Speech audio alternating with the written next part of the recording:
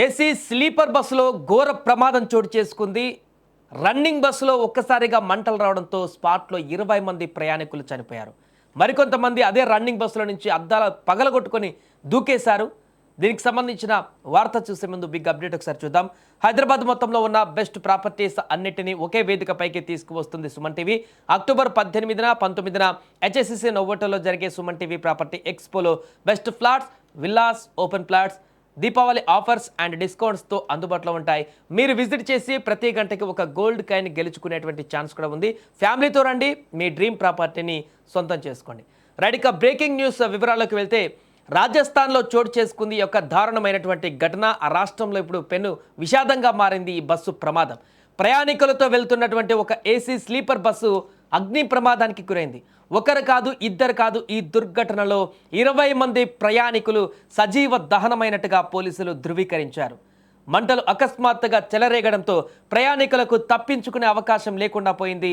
జైసల్మేర్ జోధ్పూర్ జాతీయ రహదారిపైన ఈ యొక్క దారుణ సంఘటన జరిగింది.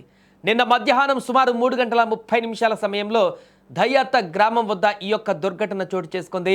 బస్సు రన్నింగ్లో ఉన్న సమయంలోనే ఆకస్మికంగా మంటలు ఒక్కసారిగా చెలరేగాయి. నిమిషాల వ్యవధిలోనే ఆ మంటలు బస్సు మొత్తం కూడా వ్యాపించాయి.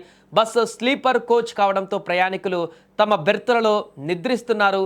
అయితే మంటలు చుట్టుముట్టేసరికి వారిలో చాలామందికి అప్రమత్తమయ్యేటువంటి సమయం కూడా దొరకలేదు. అప్పటికే పొగ అంతా కూడా బస్సులో వ్యాపించి పూర్తిగా వారికి ఏదీ కనపడనటువంటి పరిస్థితికి దారితీసింది. క్షణాల వ్యవధిలోనే పూర్తిగా దట్టమైనటువంటి పొగ బస్సు అంతా వ్యాపించింది. స్లీపర్ బస్సు కాబట్టి విండోస్ అన్నీ కూడా ఆటోమేటిక్గా క్లోజ్ అయి ఉంటాయి, అన్ని గ్లాసెస్తో కూడా ఉంటాయి కాబట్టి వెంటనే గ్లాస్ తెరుచుకొని దూకడానికి కూడా వారికి ఆ సమయం కూడా లేకపోయింది. దీంతో అక్కడ సజీవ దహనమయ్యారు అందులో ఉన్నటువంటి ప్రయాణికులు 20 మంది వరకు. బస్సులో మొత్తం 57 మంది ప్రయాణికులు ఉన్నట్టుగా సమాచారం. మంటలు వేగంగా వ్యాపించడంతో ప్రయాణికులకు అగ్నికి ఆహుతైపోయారు. కొంతమంది దూకడానికి ప్రయత్నించారు. రన్నింగ్ బస్సుల నుంచి చాలామంది ప్రాణాలు కాపుగాడుకునేటువంటి ప్రయత్నం చేశారు.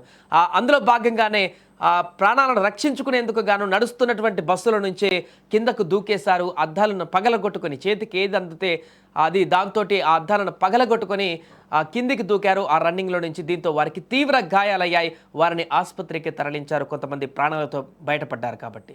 సో మిగతా వారైతే 20 మంది వరకు సుమారుగా బస్సులోనే సజీవ దహనమైనటువంటి ఘటన ఒక్కసారిగా దేశవ్యాప్తంగా ఇప్పుడు దిగ్భ్రాంతికి గురిచేసింది. ఈ ఘటన పట్ల దర్యాప్తు అయితే కొనసాగుతుంది.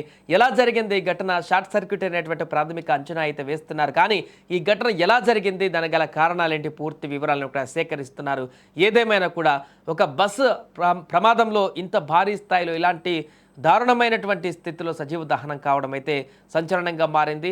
అనేక ప్రమాదాలు గతంలో జరిగాయి కానీ, యాక్సిడెంట్లు అయ్యాయి కానీ, ఇలా రన్నింగ్ బస్సులోనే మంటలు చెలరేగాయి. ఇంతమంది సజీవ దహనం అవ్వడం అనేది, అది కూడా మధ్యాహ్నం సమయంలో జరగడం అనేది తీవ్ర విషాదాన్ని నింపింది.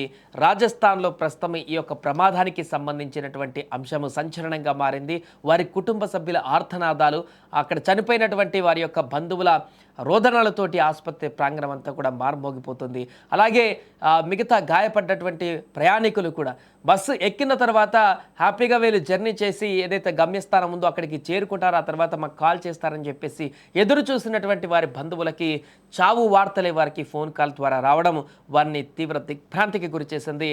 దీంతో పూర్తిగా ఆ పరిసర ప్రాంతాలలో కూడా విషాద రోదనలు అయితే మిన్నంటిపోయాయి. కన్నీటి పర్యాంతం అవుతున్నారు అక్కడికి వచ్చిన వారందరూ కూడా. స్థానికులు కూడా తీవ్ర భయాందోళనకు గురయ్యారు. ఇంత భారీ ప్రమాదాన్ని చూసి జాతీయ రహదారి పైన విజువల్స్లో మనం చూడొచ్చు. బస్సు ఎంత అగ్నికి ఆహుతైపోయినటువంటి విజువల్స్ కూడా మనం చూస్తున్నాం. కొంత మనసుకు మీకు గాయపరచొచ్చు ఈ విజువల్స్ జరిగినటువంటి ఘటనకు సంబంధించి. కానీ ఆ వార్తను మనం తెలియజేయడం కోసం ఈ యొక్క అంశాన్ని తెరపైకి తీసుకురావడం జరిగింది. ఎందుకంటే ఇలాంటి ప్రమాదాలు జరిగినప్పుడు ఏ రకంగా రెస్క్యూ చేసుకోవచ్చు మనల్ని మనం, ఎందుకు ఇలాంటి ప్రమాదాలు జరుగుతున్నాయి, బస్సులో రెగ్యులర్గా ప్రయాణం చేసేటువంటి వారికి అలర్ట్నెస్ కల్పించడం కోసం వార్తను మనం చూపించేటువంటి ప్రయత్నం చేస్తున్నాం. ఏదైనా కూడా రాజస్థాన్లో జరిగినటువంటి ఈ యొక్క భారీ ప్రమాదంలో అయితే 20 మంది సజీవ దహనం కావడం తీవ్ర ఆందోళనకు గురి చేస్తుంది.